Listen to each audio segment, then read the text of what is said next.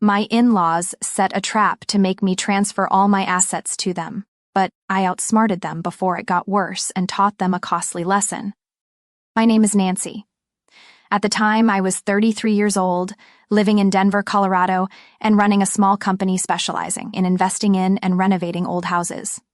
I started from scratch with no parents backing me, no one pulling strings for me. What I have today is the result of 10 years of working through holidays, weekends, and sometimes even without sleep. I'm not the showy type, but I'm proud that I was able to buy a penthouse overlooking the Rockies without signing a joint loan with anyone. Bro. I met Julian at a real estate seminar in San Diego. He walked into the auditorium with a kind of arrogant confidence that made people either curious or annoyed. I fell into the curious group.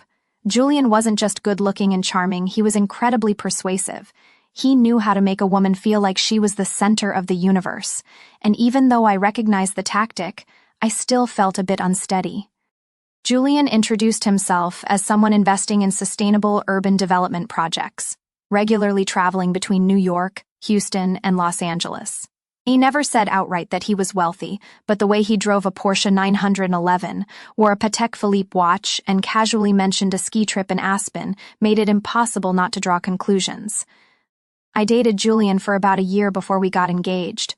At the time, I thought I was lucky to have found a partner with similar goals, vision, and willingness to share. But what surprised me was how secretive he was about his family. Every time I asked, he'd just give a faint smile and say, "You'll see, they're a different world." And they truly were a different world.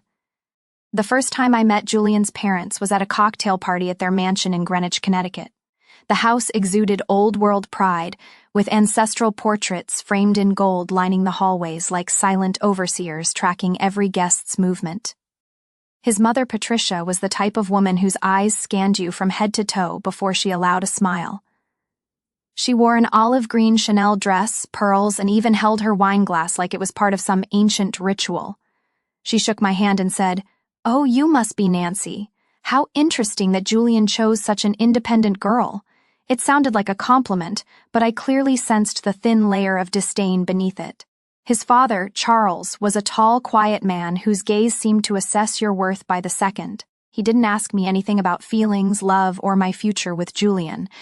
Instead, he asked about the average return rate on each property I invested in, and seemed genuinely pleased when I answered smoothly. "At least you've got a business mind," he muttered. I kept smiling, but something about it all felt off. They didn't ask whether I loved Julian or if I was happy. To them, life seemed like a series of calculations, and I apparently was part of some larger financial equation. Julian stayed by my side, his hand gently on my back whenever the atmosphere felt stifling. He smiled, joked, tried to keep things light. I told myself it was just the first meeting. Things would change once they got to know me better. But I was wrong. Seemingly harmless remarks like, "It's good Julian found a woman who knows how to manage money," or, "It's not easy entering a family with this kind of tradition," became more frequent. I'm not easily shaken, but I couldn't deny that I started to feel like I was being seen as a tool, a pawn they could maneuver to serve some deeper agenda.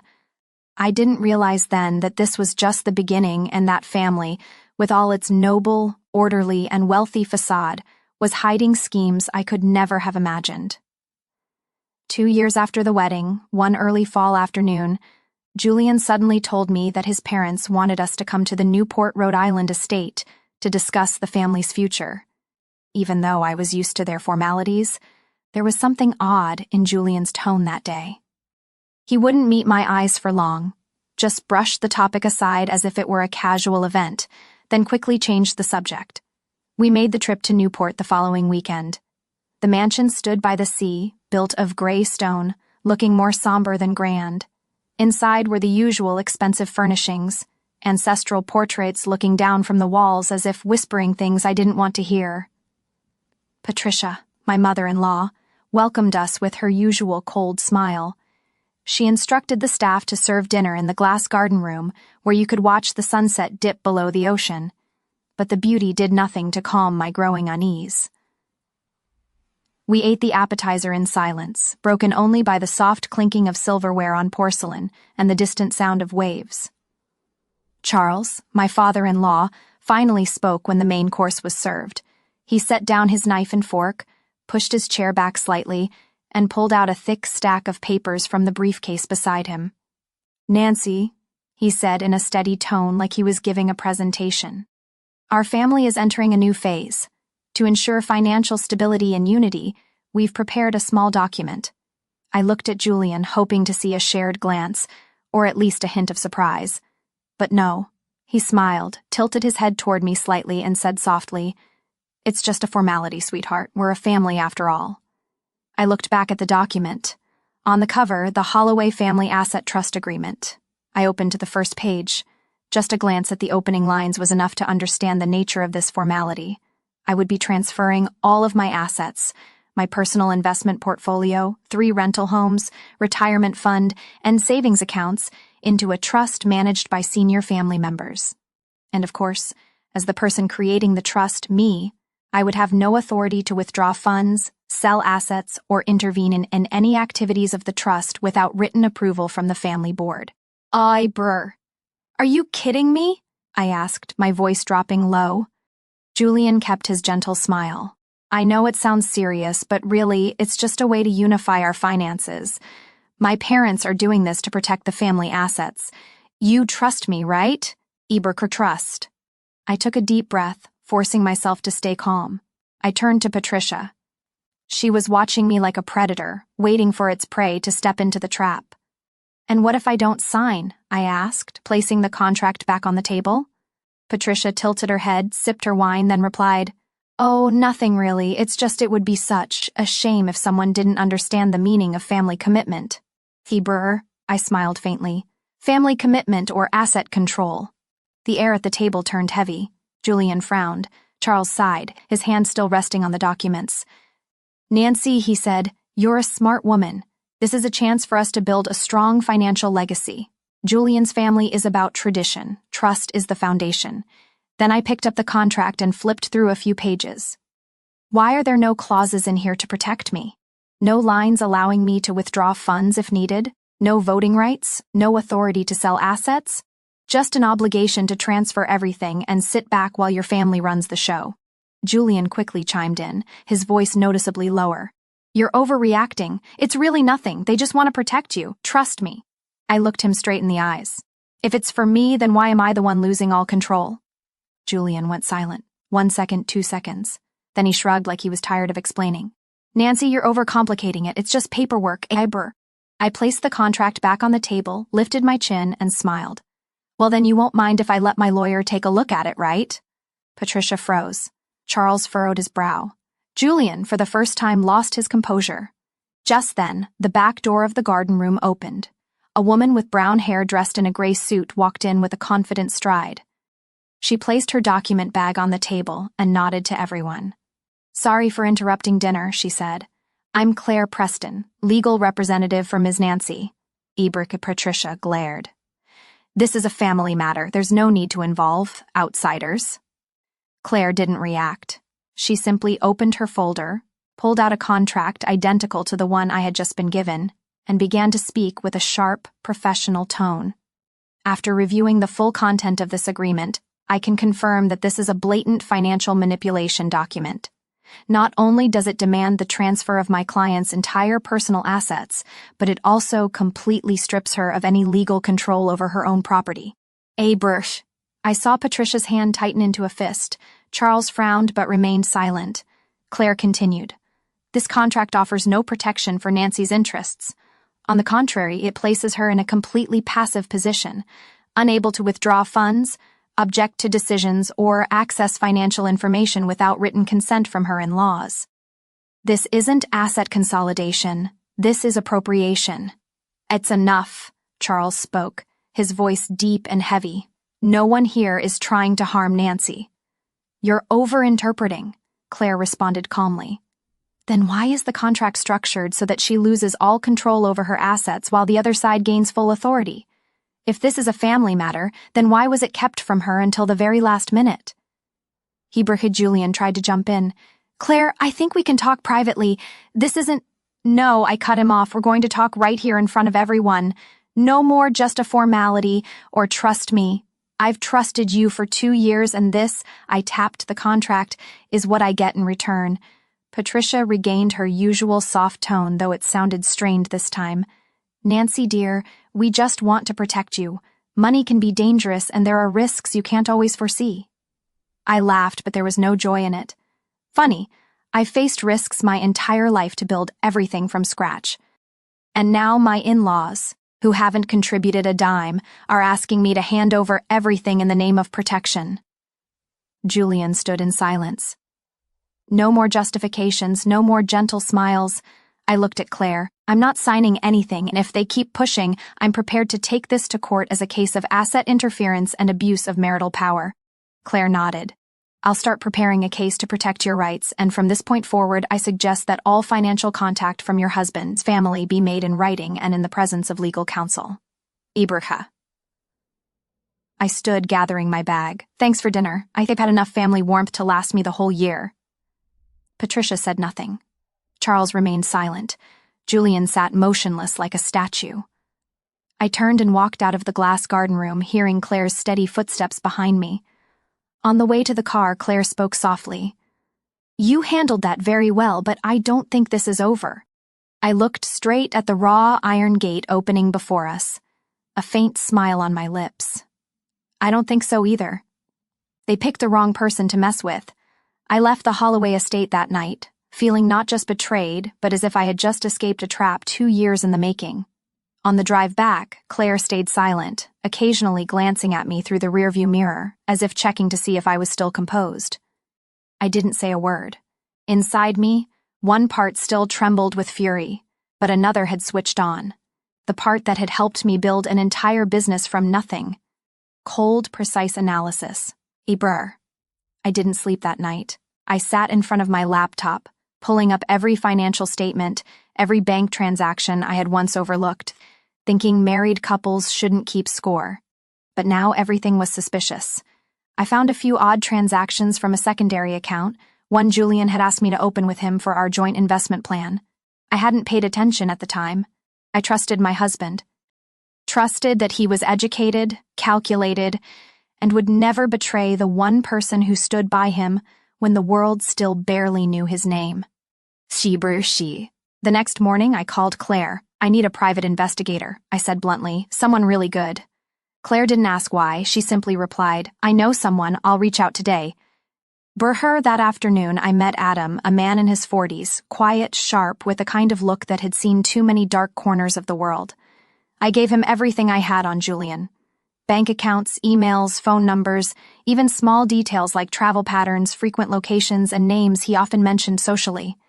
"I want to know everything," I said.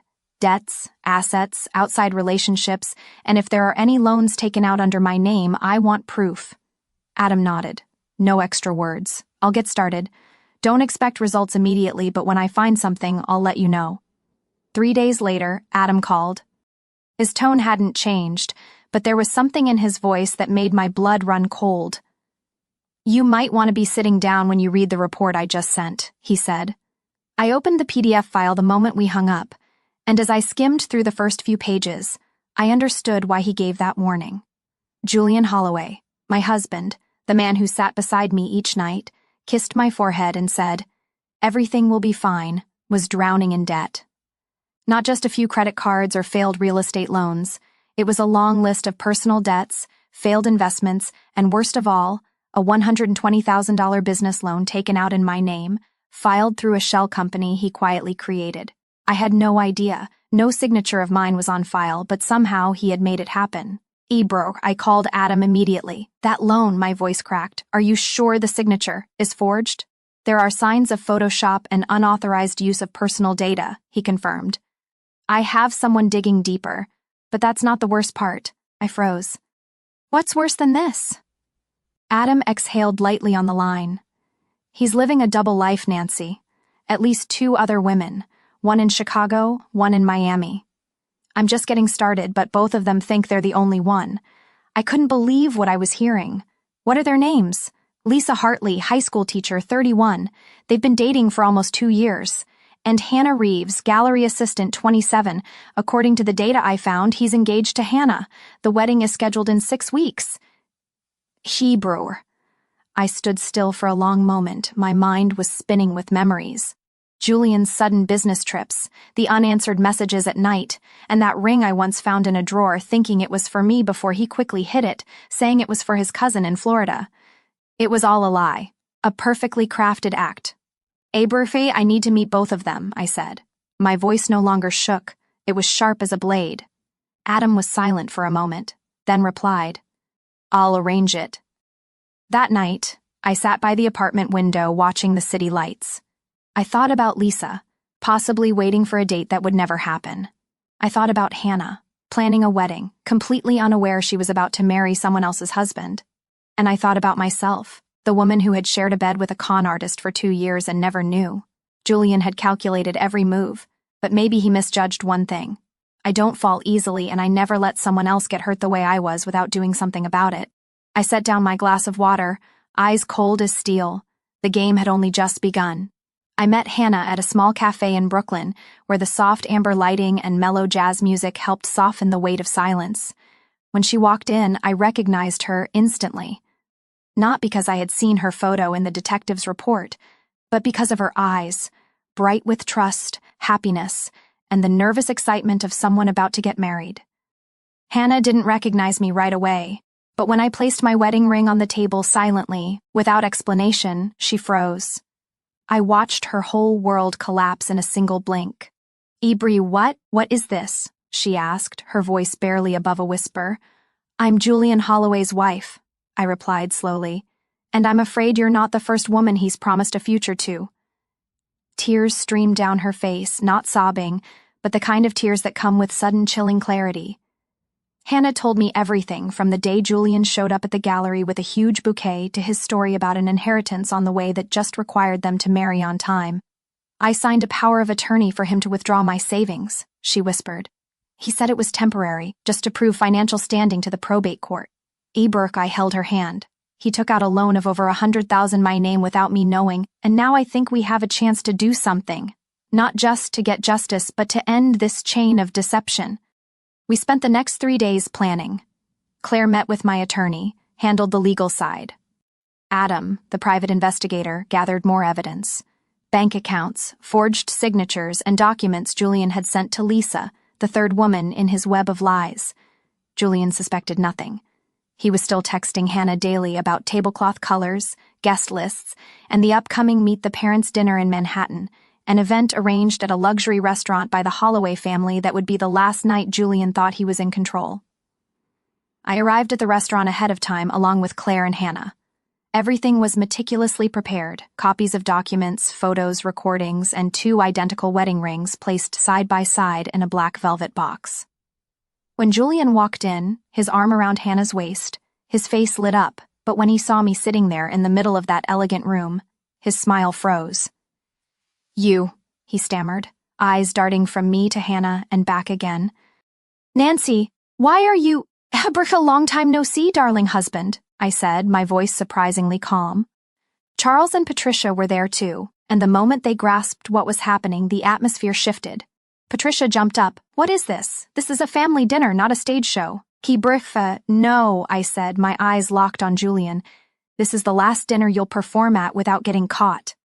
Claire stepped forward, opening her bag and pulling out a stack of documents. "If I may present a few findings," she said. "First, Julian Holloway took out a $120,000 loan under the name of Nancy Holloway, his legal wife, without her consent or verified signature. This constitutes forgery and unauthorized use of personal information." Patricia's breath caught. Charles scowled at Julian like he was seeing a stranger. "Second," Claire continued, "while still legally married to Nancy, Julian became engaged to Ms. Hannah Reeves, currently standing here with the promise of marriage to secure a portion of the Holloway inheritance. This constitutes marital fraud and indicates an attempt to exploit the estate."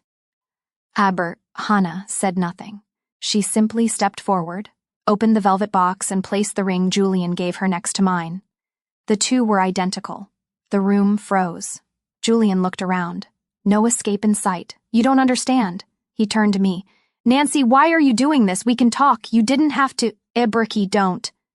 I cut him off, my eyes like steel. "You were involved with 3 women at the same time. You took money from me, from Hannah, from Lisa, and now you're trying to drag your family's estate into this scam."